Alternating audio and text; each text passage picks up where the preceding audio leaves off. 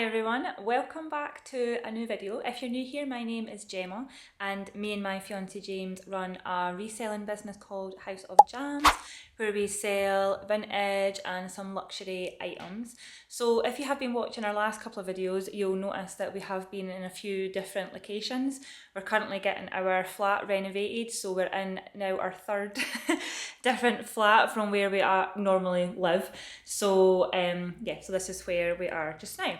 So what I thought I could do this week is actually share some of the things that we have sold in the past month or so, what they were, any sort of like interesting things about them, like if we found them difficult to sell, if we found them a quick sale, that kind of stuff. Also, roughly kind of what we bought them for and what we actually ended up selling them for. So I thought this would be quite interesting to talk about just now, because this week we have actually been looking at buying new stock for our next lot of new things that we're going to be selling, and we have actually purchased a whole load of new stock literally just yesterday or the day before. So I'll be sharing a little bit more about that in our next video, kind of talking about a little bit more about the things that we have avoided buying again and things that we have definitely bought again, and then some new stuff that we're trying out, because I think it's always good to try out new things, especially if you're new, if you've got a new business. You need to test things out, see what works, see what doesn't. So we'd actually taken a little bit of a break in January because we were away for the month. So this is everything that we sold in February, so it's a little bit late because obviously it's now the beginning of March. We have actually had to close our store again because obviously we're not in our flat, so our stock's all being packed away in storage, so we can't send anything off. So this is everything that we actually sold in February, and I'm actually quite surprised at how many sales we did get with us being closed for a month. I was a little bit worried that we would kind of lose a little bit of traction that we'd kind of built up. So we did make a few sales, nothing, not an awful lot. However, we did have one big sale, like a big ticket item that I think was, obviously a really good sale for the month. So our first sale of the month was a vintage Etam tie-dye denim jacket. So this was actually one of our customized pieces. So I always feel really happy when we sell one of these, because obviously that's a little bit more personal. It's not just something that we've bought in to sell, we've actually done something to it. So I think I bought this for, I want to say £4 or something, before £5, off of Vinted itself. And then obviously I tie-dyed it the light pink, light coral colour, and we actually ended up selling it for about £14.50. So £10, roughly £10, £9 profit there. I do feel like this sat for quite a while, so I would have preferred maybe to get a little bit more for it. But I think because obviously we sold it in February, so that's out of season, and to be quite honest with you, I'm happy just to sell it to get it shifted. I do feel like maybe in the spring, summer, you could probably get a little bit more money for these, and definitely if it was a Levi's denim jacket rather than Etam, because it's like a high street brand, probably get a bit more for these. But yeah, definitely happy with making a profit on it. So next sale I want to talk about is this really unique crossbody bag. So it's by a brand called Samantha Vega, which previously to us selling this I never heard of. I think they do a lot of collaborations, like a Japanese brand, and I think they do some collaborations with Sailor Moon and things like that. So it's this really cute pink fluffy, like Borg fluffy fleecy style bag, crossbody bag, little black bow, and we did buy that as part of like a big wholesale bundle. So I'll just obviously just share that obviously a lot of these bags we buy as bundles, which is why we get them so cheap. A lot of the time we don't know exactly the brands that are in these bundles. As I said, this is a brand I'd never heard of. Normally when we do sort of source things, which we'll kind of talk a little bit more maybe in our next video when we talk about what we ended up buying for our new stock, usually a lot of the time you'll kind of see key pieces in the pictures of our bundles. So like say a couple of Gucci bags, a Coach bag or whatever, and then there's always there's like a few other bags that are usually brands we've never heard of, or you can't see the brand in the picture, but usually they're quite cool looking, so you'll be able to sell them. So this is an example of one of those. So we ended up actually selling it for £23, and I think we bought it for about £8. So again, really happy with that, good profit. So those first two things that I mentioned were actually sold on Vinted. I think a lot of our sales this month were between Vinted and eBay. We have recently decided to list a few things on Etsy, haven't had any more sales from there yet, and for some reason our Depop has went so quiet. Like I actually can't remember the last time we made a sale on Depop. So yeah, Vinted and eBay seem to be the two main platforms that we're selling on. Vinted definitely more. So yeah, just kind of wanted to say, I'll sort of let you know where we actually sold these things, because I do feel like that can reflect in the price.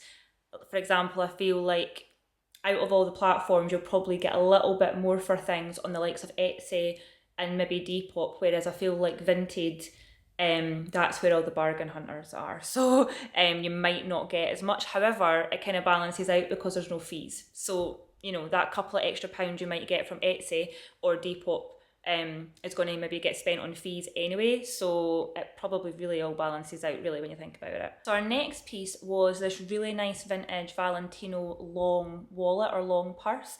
It's like a ridged black leather and it had gold details on the corners. Really lovely classic piece. I think we've bought that for £13-14 and actually managed to sell it for 44, I think it was.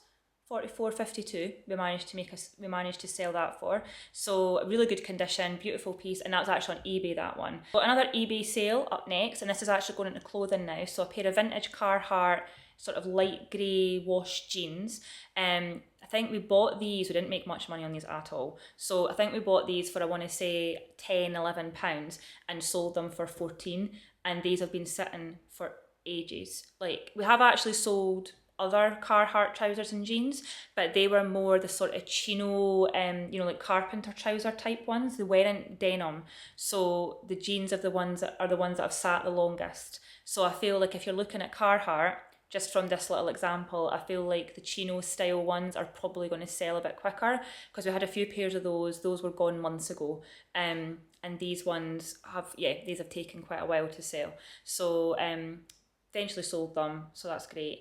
But we only made a few pound on those, so probably won't be buying those again. So our next piece that we sold is actually the sort of more pricier piece that I was talking about. So it was a Chanel quilted long wallet with hot pink lining. Really, really cool piece, really lovely. A big Chanel logo on it and everything like that. So we sold that on Vinted, and that one sat for quite a while, but it was my fault. And I'll explain why. So obviously, when you get stock in, we get a lot of pieces, and we know we are photographing things, quite a lot of things, all at the one time. And I didn't realise that on this particular wallet, which I think is why it sat for so long, the serial number for it is on this tiny, tiny little tag, and it was tucked right in between, like, sort of the coin compartment bit. So I didn't actually see it when I was photographing everything. And a couple of the other Chanel pieces that we've sold that were maybe not as expensive, they were vintage, they weren't as pricey. Those sold quite quickly over Christmas, and we were kind of wondering, why is this one not selling? Obviously it was a higher price point, it was up, we made a sale of £200, so we got £200 for it, and that is actually, with our research, how much we were kind of looking for it. So yeah, so it was only when the customer asked, is there a serial number on it? Can you send me a picture of the serial number? And I was like, I don't know, actually. I've not actually properly looked. So I had a good look, found it, as I said, this tiny little label tucked right in, sent the photo, and then I also uploaded it onto the Vinted listing just to make sure anybody else looking could see the serial number as well. And I think we had, I want to say, after uploading that photo, 3 people were then interested in it and were then asking a bit more questions about it and things like that, and making offers. So that's just a little bit of a lesson there, especially if it's something that's quite a high price point. Look really careful for any little serial numbers or tags or things like that, because it really does make a difference when it comes to a buyer. I mean, I can't imagine how many people have probably looked at that listing, not seen a picture of the serial number and just not bothered, or thought it was fake or whatever. And that's totally, my fault. And that's something that I'll need to make sure in the future that I do, is make sure and take pictures of everything and really check. Normally I'm pretty good at that kind of stuff. I don't miss, the sort of tags and things like that. But this one, as I said, it was tiny and it was tucked right in to the sort of folds of the coin compartment. So I completely missed it. Anyway, really happy to get that sale. Sold it for 200. Was quite a pricey purchase from us, so I think we bought it for nearly 130. So made, roughly £70 in it, which is great. But even though we did manage to sell it and things, I think Chanel is one of those brands that we are going to maybe not think about just now, just because it is such a high price point. And even though the pieces are beautiful, and I know the people that buy them love them, and they're really good quality and everything, I just feel like those pieces sit for quite a while. And obviously you do have the questions of, are they fake, are they real, etc. And people are quite wary, which I totally get. So I think Chanel is a one that we're going to maybe not sell for maybe a little bit. So next piece that we sold was this Louis Vuitton little purse, little wallet. So this one was also part of a bundle, so that's why we got this so cheap. So I think we ended up buying it for, I want to say £4 something, £4.7 or something like that. But as I said, it was part of a larger bundle. So obviously, and I don't even think we knew it was part of the bundle when we bought it. So ended up selling that on Vinted for £27. So I think I've mentioned in previous videos about Louis Vuitton and my mixed feelings with it. I feel like some Louis Vuitton stuff is lovely and is beautiful, really unique. We sold a Louis Vuitton like Keepall bag, black epi leather, beautiful vintage piece for quite a bit of money, but it was quite unique. And obviously we do have a couple of other pieces, or we have had a couple of other pieces that are lovely. But I feel like this style of purse and the bags and things like that, there are so many of them on Vinted, and a lot of them are fake as well. But there's, that's another, I think I mentioned that in my last video, my sort of feelings on that. But there's so many of them on Vinted and Depop and things that the prices, you can get them for quite cheap. So, I don't think, and obviously with it being vintage, it's not brand new condition or anything like that. It's it has signs of wear. So yeah, I just feel like it's not something that we'll probably look to buy more of. But obviously, really happy to make that profit. We made like over a £20 profit. But yeah, I think we mentioned in the last video, quite surprising that we kind of had to go that low to sell it. And because it's seen as a lot of, you see a lot of other resellers kind of saying that they would get maybe like 30, 40 odd pounds for these kind of purses. So maybe it's because we're not as big new resellers, we're quite new, so we're kind of having to sort of lower our prices a little bit, but then don't like doing that because then it undercuts people. But then yeah, at the end of the day, you have to try and make a sale. So yeah, very interesting, that one. Next item was a leather Furla bucket bag, so a really nice light pink beige colour. This was also part of a big handbag bundle that we got, I think, so it worked out to about £8.72 I think we paid for it, and we managed to sell it for £26. So again, decent little profit there. Really nice bag. Furla is one of those brands. It's a nice brand, but it's not like a luxury, really desirable brand. So, and I think that reflects in the kind of prices that you can get for it. I think a lot of Furla bags, even though they're real leather, you're probably talking like roughly £25 to £30 for like a pre-owned bag. Next sale we had was another Furla bag. So this one was a red leather kind of croc effect tote bag. Again, really nice bag, really great condition as well. It was like brand new. Again, this was also part of the same bundle, so that would have worked out to about £8.72 for the bag. We sold it as well for £26. I feel like that must be like the sweet spot for selling Furla handbags, is around about £25 to £30 mark. So that's quite handy to know if you do come across any Furla handbags, any vintage Furla handbags. That's kind of like a really good price point. You might be able to get a little bit more for them, especially if you are maybe more of an established reseller, but that seems to be the sweet spot because those two sold pretty quickly at that price point. So I feel like Furla, if you are sourcing them, obviously be quite mindful of how much you're actually paying per bag, because that is kind of roughly what we found they're kind of worth on second-hand markets and stuff like that. Next item is a pair of vintage Dickies jeans. These were part of our very first bundle that we got. We bought them for about £10 and we actually sold them for £11. So not really any profit made there. Again, this was part of the sort of first load of stuff that we had. We're just wanting rid of them, to be quite honest with you. They've been sitting for quite a while. So sold them for £11.